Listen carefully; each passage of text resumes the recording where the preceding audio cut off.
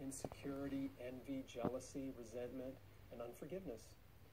After my cancer diagnosis, I read a few books that talked about how important forgiveness was to healing and how important it was to choose to have a positive attitude instead of a negative attitude. So I made a conscious decision to start thinking differently about people. If I started to feel envious of someone, I would catch myself and I would talk myself out of it and say, you know what, their life seems better than mine, but thank you, God, that I'm alive, that I have what I have, because I know there are people that have so much less. I'm not going to be jealous of this person. Gratitude is the secret to happiness. Every opportunity you have to exercise gratitude and thankfulness will increase happiness and joy in your life. Remember, life isn't fair. There will always be people more fortunate or more privileged than you. If you constantly compare yourself to those people, you will stay envious, resentful, and unhappy. But instead, if you start comparing yourself and your situation to people who have less than you, you will realize how good your life is and how much you have to be grateful for. Happiness comes from gratitude, and gratitude comes from comparing yourself to people who are less fortunate and counting your blessings and realizing how good your life really is. If you've never been to a third world country, go. It's a complete mind reset. It's a complete heart reset, because you will see what true poverty looks like. There are very few people in America that live in true poverty. America's poor are still richer than most of the people in the world. If you make $32,000 a year, you're in the top 1% richest people in the world. We live in one of the greatest countries in the world.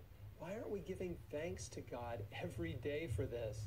Instead, I see Americans protesting about all sorts of things and making themselves miserable and complaining about how much money the top 1% in America have.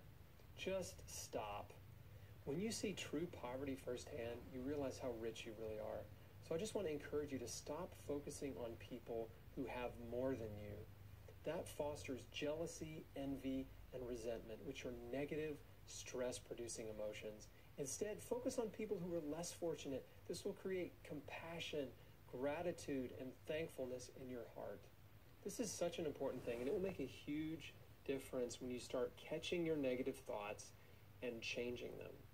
When I catch myself thinking critically or judging people, I just say, no, you know what? I'm being critical, and I shouldn't be. I'm not going to do that. Forgive me, God. I don't know anything about their life or their situation, and so I'm just going to choose to think the best about them. It's a conscious effort. You have to catch yourself and then choose to think differently. Take every thought captive, because you control your thoughts, and your thoughts control your emotions. But a lot of the time, we let our emotions control us. We're ruled by our emotions, but you don't have to be. If you let your emotions rule you, you will make impulsive, irrational decisions, and you will be unhappy. If you choose your thoughts, you can choose your emotions. If you choose to think positively, that will produce happiness in your mind and your heart. There are 3 types of cancer patients. The first type of patient is positive and optimistic. They're hopeful, they're encouraging other patients, and they're excited about the future and about getting well. The second type of cancer patient is fearful. Now, they're all a little bit fearful, but some are overwhelmed by fear, and you can see it in their face, you can see it in their eyes. They're afraid to hope. The third type of patient is negative and bitter and unhappy, and you hear it when they open their mouth. I had a small epiphany while visiting a cancer clinic in Baja, Mexico last year. The clinic was on a beach, and I walked down to the beach by myself one sunny afternoon. It was a small beach surrounded by rocky cliffs. It was beautiful. And when I got down to the beach, I noticed that there was some trash left there by beachgoers. And I was thinking about a couple of the patients that I had talked to at the clinic and how different their attitudes were. One was positive and optimistic, and one was extremely negative. And I realized that those two people could have a completely different experience on this beach just based on their attitude and how they chose to perceive the world. The happy, optimistic person would probably say something like, wow, like, this is amazing. This is a beautiful beach. Like, oh, there's some trash over there. Let's pick it up. The negative person would say, this beach is dirty. This beach is nasty. Look at that trash over there. Same beach, two different perspectives. You have to make the choice to see the good, to look for the good in every situation, to look for the silver lining, and not to focus on the cloud. Some people, you can put them in the best situation in the world, and they will still find the one tiny negative speck to complain about. I used to be like that, and if that's you now, I want to encourage you to stop doing that. Catch yourself doing it and stop. It's a practice. It takes practice to think positively, to say to yourself, I'm going to think positively about this. How can I put a positive spin on this situation? I want to encourage you to do that. The next thing we have to do is forgive, because harboring bitterness and resentment and unforgiveness is like drinking poison and hoping it kills someone else. Unforgiveness poisons your body.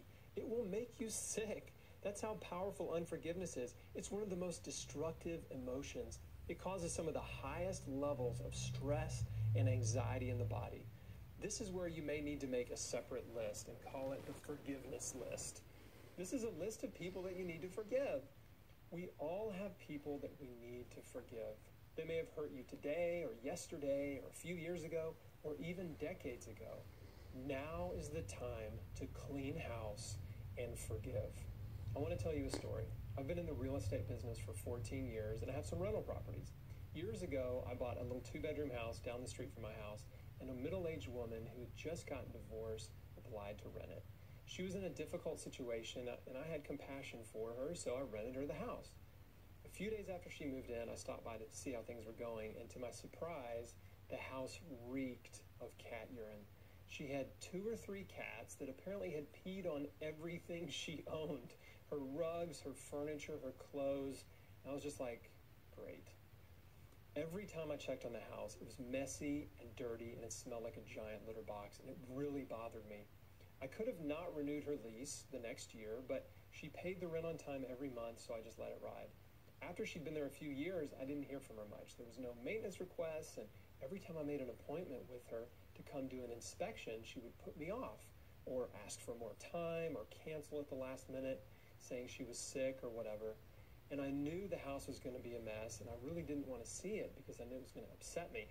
So I basically just gave up on doing inspections with her. And a few more years went by. Then one October, I didn't get the rent, so I called to see what was going on, and her phone was disconnected. So I stopped by the house, and she wasn't home.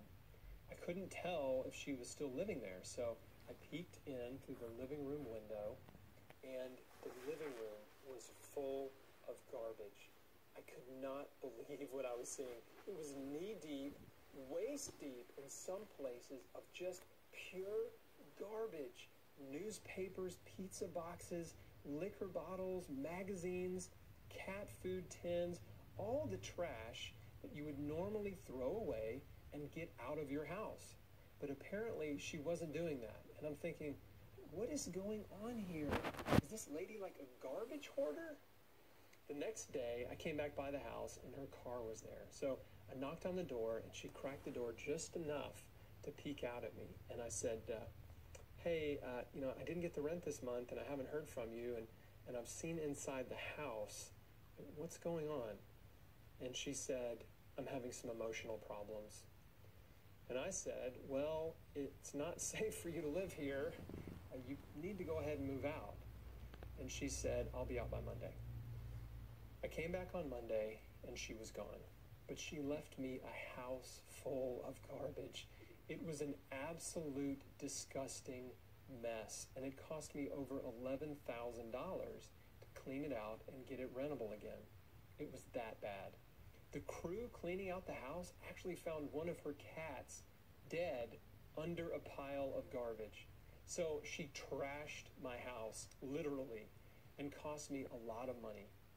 You're probably thinking that this story is about me forgiving her. Of course, I was frustrated and furious with her, But I also felt sorry for her and actually forgave her right away. That's not why I told you the story. There are two huge lessons here. The first one is, I knew I had a problem and I avoided it, and it got worse and worse and worse. Yes, she destroyed my house. That's on her. But I could have avoided this if I had dealt with the problem years earlier and moved her out. But it was easier to avoid the problem, to pretend it didn't exist, and to procrastinate than to deal with it. That's on me. My fault. The second lesson is even more important. When people hurt you, it's like they make a deposit of trash in your house. If you throw a big party and a ton of people show up and party all night, the next morning you're going to wake up to a messy house with bottles, plates, cans, and cups all over your house that you have to clean up. Imagine if you never cleaned that up and then you just threw all of your garbage on the floor every day. Over time, you would have a house like my rental house. All the hurts, the injuries, the insults, the people that have let you down, that have lied to you, cheated you, stolen from you, abused you, they've all left a deposit of trash in your house, in your heart. And over time, it piles up more and more and more. And eventually, you have a disgusting, polluted house. And you have a polluted heart. You have a sick heart. If you have a sick heart, you're going to have a sick body.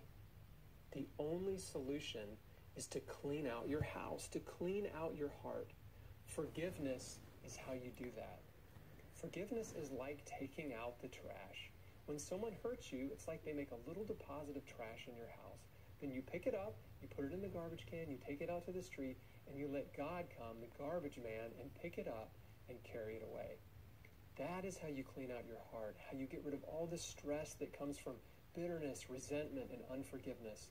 You can also think of it like a paper cut. Every time someone hurts you, it's like a paper cut on your heart. One little paper cut is not a big deal, but hundreds or thousands of paper cuts later, you're going to have a scarred up heart. Forgiveness heals your heart. Now, there's a very specific way to pray to forgive someone, and I want to walk you through this. You close your eyes and get into a prayerful state, and then you think of a person that's hurt you and what they did to you, and you say, God, you know what they did, and you know how I feel about it. I'm angry, I'm upset, they hurt me, but I am choosing to forgive them.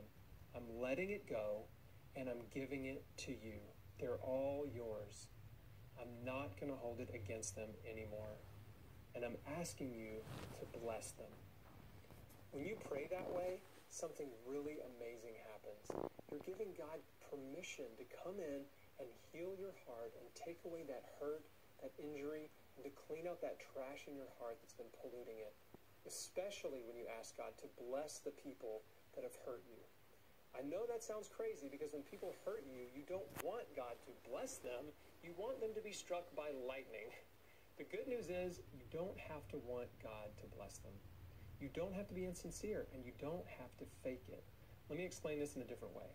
If you work with someone who is really awesome at their job, let's say they're a really great salesperson, but behind the scenes, they were a jerk.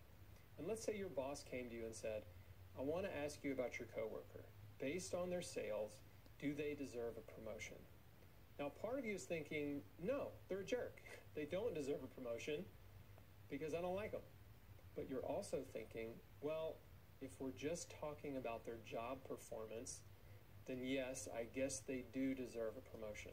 So despite your personal feelings, you might tell your boss, yes, they deserve a promotion, even though you really don't want them to have the promotion. That's doing the right thing. Forgiveness is the same way. When you ask God to bless someone, you're doing the right thing because he knows you don't want him to. He knows you would rather see them suffer and get what they deserve. But instead, you're asking him to bless them. And he will honor you and bless you for that. And he'll heal your heart. Forgive them, let it go, and ask God to bless them. And anytime you have hurt feelings about that person again, you just have to go back to forgiveness. I think a lot of people misunderstand forgiveness because they think it's a feeling. And they tell themselves, I'll forgive that person when I'm not mad anymore. Or I'll forgive them when they're sorry. or when they apologize. That's not the way forgiveness works. Forgiveness is not a feeling. It's a choice. It's a decision that you make despite your feelings. Sometimes you can pray to forgive someone one time and you know it's done. But other times with some people, depending on how much they've hurt you, you really have to work at forgiveness. You have to continue to forgive and continue to give them to God. You just keep sticking with your decision. I liken forgiveness to a healthy diet. If you eat healthy for a few weeks and then go back to eating a junk food diet, it's not going to help you. A healthy diet only really works if you stick with it. And forgiveness is the same way. It only works if you stick with it. Forgiveness is a decision for life.